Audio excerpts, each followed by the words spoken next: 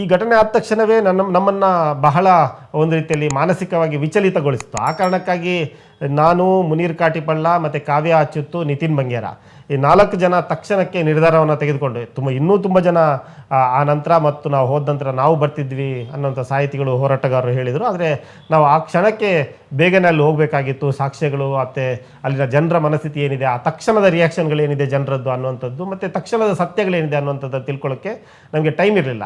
ಆ ಕಾರಣಕ್ಕಾಗಿ ನಾನು, ಕಾವ್ಯ ಅಚ್ಯುತ್, ಮುನೀರ್ ಕಾಟಿಪಳ್ಳ ಮತ್ತು ನಿತಿನ್ ಬಂಗೇರ 4 ಜನ ನಾವು ಆ ಪ್ರದೇಶಕ್ಕೆ ಹೊರಟ್ವಿ. ನಾವು ಆಲ್ರೆಡಿ ಕುತ್ಲೂರು ಇದೇನಿದೆ, ಯಾವುದು ಕುತ್ಲೂರು ಪ್ರದೇಶ ಏನಿದೆ, ಆ ಕುತ್ಲೂರು ಪ್ರದೇಶದ ಮಲೆಕುಡಿಯ ಜೊತೆ ಕೆಲಸ ಮಾಡಿರೋದ್ರಿಂದ ಮತ್ತು ಕುತ್ಲೂರಲ್ಲಿ ANFನ ಮತ್ತು ಅರಣ್ಯಾಧಿಕಾರಿಗಳ ದಾಳಿಯನ್ನು ನಿಲ್ಲಿಸಿರೋದ್ರಿಂದ ಈಗ ಸಂಪೂರ್ಣವಾಗಿ ಅಲ್ಲಿ ನಿಂತಿದೆ. ಅರಣ್ಯಾಧಿಕಾರಿಗಳ ಮತ್ತು ಯಾರ್ದು ಪೊಲೀಸ್ನವರ ದೌರ್ಜನ್ಯ ಸಂಪೂರ್ಣ ನಿಂತಿದೆ. ಹಿಂದೆ ಮಲೆಕುಡಿಯರು ಕಾಡುತ್ಪತ್ತಿಯನ್ನು ಸಂಗ್ರಹಿಸಲಿಕ್ಕಿಲ್ಲ, ಅಲ್ಲಿ ಕಟ್ಟಿಗೆಯನ್ನು ಸಂಗ್ರಹ ಮಾಡುವಂತಿಲ್ಲ, ಅವರು ರಸ್ತೆಯನ್ನು ನಿರ್ಮಿಸುವಂತಿಲ್ಲ, ಅವರ ಮನೆಯಲ್ಲಿ ಎಷ್ಟು ಜನ ಇದ್ದಾರೋ ಅದಕ್ಕಿಂತ ಹೆಚ್ಚಿನ ಅಕ್ಕಿಯನ್ನು ಕೊಂಡೋಗಂಗಿಲ್ಲ, ಅದಕ್ಕಿಂತ ಹೆಚ್ಚಿನ ಬಂಗುಡೆ ಮೀನನ್ನು ತಗೊಂಡೋಗಂಗಿಲ್ಲ. ಒಂದು ಮನೆಯಲ್ಲಿ 4 ಜನ ಇದ್ದರೆ ನೀವು 2 kg ಆ್ಯಪಲ್ ತಗೊಂಡೋದ್ರೆ ನಿಮಗೆ 4 ಜನರಿಗೆ 2 kg ಆ್ಯಪಲ್ ಯಾಕೆ ಅನ್ನುವಂಥ ನಿಲ್ಲಿಸಿ ಪ್ರಶ್ನೆ ಮಾಡುವಂಥ ವ್ಯವಸ್ಥೆ ಕುತ್ಲೂರು ಮತ್ತು ಮಲೆಕುಡಿಯರ ಕಾಡಿನಲ್ಲಿ ಇತ್ತು. ಯಾರು ಪೊಲೀಸರು ನಿಲ್ಲಿಸುವಂಥ ವ್ಯವಸ್ಥೆ ಇತ್ತು. ಆದರೆ ಅದೆಲ್ಲವನ್ನು ಕೂಡ ಈ ಕುತ್ಲೂರಿನ ಒಂದು ಚಳವಳಿ ಏನಾಯಿತು, ಮಲೆಕುಡಿಯರ ಮಧ್ಯೆ ನಡೆದಂಥ ಚಳವಳಿ ಏನಾಯಿತು, ಅದು ಇವತ್ತು ನಿಲ್ಲಿಸಿದೆ ಅಲ್ಲಿ. ಆದ್ದರಿಂದ ನಾವು ಕಬ್ಬಿನಾಳೆಗೆ ಹೋದಂಥ ಸಂದರ್ಭದಲ್ಲಿ, ಕಬ್ಬಿನಾಲೆ, ಕೂಡ್ಲು ಮತ್ತು ನಾಡ್ಪಾಲು, ಪೀತಬೇಲಿಗೆ ಹೋದಂಥ ಸಂದರ್ಭದಲ್ಲಿ ಅಲ್ಲಿನ ಮಲೆಕುಡಿಯರು ಬಹಳ ಉತ್ತಮವಾಗಿ ಸ್ಪಂದನೆ ನೀಡಿದರು. ಅಂದರೆ ನಾವು ಕುತ್ಲೂರಲ್ಲಿ ಮಾಡಿರುವಂಥದ್ದು ಅವರಿಗೆ ಆಲ್ರೆಡಿ ಗೊತ್ತಿರೋದ್ರಿಂದ, ನೀವು ಕುತ್ಲೂರಿನ ಮಲೆಕುಡಿಯ ಹೋರಾಟದಲ್ಲಿ ಇದ್ದವರಲ್ವಾ ಅನ್ನುವಂಥ ರೀತಿಯಲ್ಲಿ ಬಹಳ ಆತ್ಮೀಯತೆಯಿಂದ ಮಾತಾಡಿದರು ಮತ್ತು ನಿಜವಾದ ಸಂಗತಿಯನ್ನು ಹೇಳಿದರು, ಏನೇನು ನಡೆಯಿತು ಅನ್ನುವಂಥದ್ದನ್ನು ಹೇಳಿದರು. ಇಲ್ಲಿ ಮುಖ್ಯವಾಗಿ ಮಲೆಕುಡಿಯರು ನಮಗೆ ಹೇಳಿರುವಂಥದ್ದು ಏನು ಅಂತಂದರೆ, ಆ ಮಲೆಕುಡಿಯರು ಏನಿದ್ದಾರೆ ಎಲ್ಲಿ ಪೀತಬಯಲು ಮತ್ತು ಕಬ್ಬಿನಾಳೆ, ಹೆಬ್ರಿಯ ಮಲೆಕುಡಿಯರು ಏನಿದ್ದಾರೆ ಅವರು ಕುದುರೆಮುಖ ರಾಷ್ಟ್ರೀಯ ಉದ್ಯಾನವನ ವ್ಯಾಪ್ತಿಯಿಂದ ತುಂಬ ಜನ ಹೊರಗಿದ್ದಾರೆ.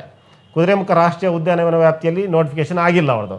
ಆದರೆ ಕಸ್ತೂರಿ ರಂಗನ್ ವರದಿಯಲ್ಲಿ ಅವರ ಹೆಸರಿರುತ್ತೆ, ಆ ಮನೆಯ ಹೆಸರುಗಳಿದೆ.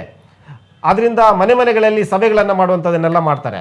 ಸೊ ಈ ದಾಳಿ ಏನಿದೆ, ನಾನು ಅವತ್ತು ಇದೊಂದು ಬಹಳ ಮುಖ್ಯವಾದಂಥ ವಿಷಯ ಏನಂತಂದರೆ, ಈ ಒಂದು ಎನ್ಕೌಂಟ್ರ್ ಏನಿದೆ, ಎನ್ಕೌಂಟ್ರಿಗೆ ಆ ಮನೆಯನ್ನೇ ಯಾಕೆ ಆಯ್ಕೆ ಮಾಡಿಕೊಂಡ್ರು ಅಂತಂದರೆ, ಮನೆಗಳಲ್ಲಿ ಎಲ್ಲೂ ಕೂಡ ನೀವು ಮೀಟಿಂಗನ್ನು ಮಾಡಬಾರ್ದು, ಕಸ್ತೂರಿ ರಂಗನ್ ವರದಿಯನ್ನು ವಿರೋಧಿಸಿ ಸಭೆಗಳಿಗೆ ನೀವು ಹೋಗಬಾರ್ದು, ಮನೆಗಳಲ್ಲಿ ಈ ರೀತಿಯಂಥ ಒಂದೊಂದು ಸಣ್ಣ ಸಣ್ಣ ಮೀಟಿಂಗ್ಗಳನ್ನು ಮಾಡೋದನ್ನು ಮಾಡಬಾರ್ದು ಅನ್ನುವಂತಹ ಒಂದು ಬೆದರಿಕೆಯಾಗಿ ಈ ಒಂದು ಎನ್ಕೌಂಟ್ರನ್ನು ಪೊಲೀಸರು ಮನೆಯಲ್ಲಿ ಮಾಡಿದ್ದಾರೆ. ಇಲ್ಲದಿದ್ದರೆ ಅವರು ಇದನ್ನು ಅರೆಸ್ಟ್ ಮಾಡಿ ಯಾವುದೋ ಕಾಡಲ್ಲಿ ಎನ್ಕೌಂಟ್ರ್ ಮಾಡ್ಬೋದಿತ್ತು, ಅಥವಾ ಇಷ್ಟು ದೊಡ್ಡ ಪಶ್ಚಿಮ ಘಟ್ಟದ ಕಾಡಲ್ಲಿ ಎಲ್ಲಿ ಬೇಕಾದರೂ ಅವರು ಎನ್ಕೌಂಟ್ರ್ ಮಾಡುವಂಥ ಅವಕಾಶಗಳು, ಯಾರೂ ಇಲ್ಲದೇ ಇರುವಂತಹ, ಜನವಸತಿ ಇಲ್ಲದೇ ಇರುವಂತಹ ಸ್ಥಳದಲ್ಲಿ ಸಾಕ್ಷ್ಯಗಳಿಲ್ಲದೇ ಇರೋ ರೀತಿಯಲ್ಲಿ ಎನ್ಕೌಂಟ್ರ್ ಮಾಡಿ ಮಾಧ್ಯಮದವ್ರನ್ನ ಕರ್ಕೊಂಡೋಗಿ ಎನ್ಕೌಂಟ್ರ್ ಆಗಿದೆ ಅಂತ ಹೇಳ್ಬೋದಿತ್ತು.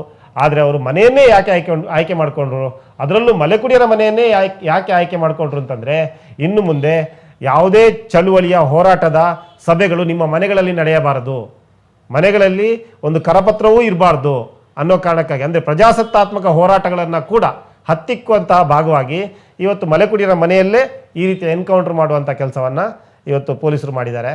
ಇದೆಲ್ಲವನ್ನು ಕೂಡ ಅಲ್ಲಿನ ಜನರು ಹೇಳ್ತಾರೆ, ನಾವು ಹೆಂಗೆ ಕಸ್ತೂರಿ ರಂಗನ್ ವರದಿಯನ್ನು ವಿರೋಧವನ್ನು ಮಾಡಿದ್ವಿ, ಪೊಲೀಸರು ಅದಕ್ಕೆ ಹೇಗೆ ವಿರೋಧವನ್ನು ವ್ಯಕ್ತಪಡಿಸಿದ್ರು ಅನ್ನೋದು ಜನರು ಕೂಡ ಒಂದು ರೀತಿಯಲ್ಲಿ, ನೀವು ಕಸ್ತೂರಿ ರಂಗನ್ ವರದಿಯನ್ನು ಜಾರಿ ಮಾಡಿದರೆ ನಾವು ನಕ್ಸಲರಾಗದೆ ಇನ್ನೇನು ಮಾಡಬೇಕು ಅನ್ನೋಂಥ ಪ್ರಶ್ನೆಯನ್ನು ಕೇಳುವಂಥದ್ದು ಹಲವಾರು ಬಾರಿ ನಡೆದಿದೆ. ಗ್ರಾಮ ಸಭೆಗಳಲ್ಲಿ, ಅಲ್ಲಲ್ಲಿ ಸಭೆಗಳಲ್ಲೆಲ್ಲವೂ ಕೂಡ ನಡೆದಿದೆ.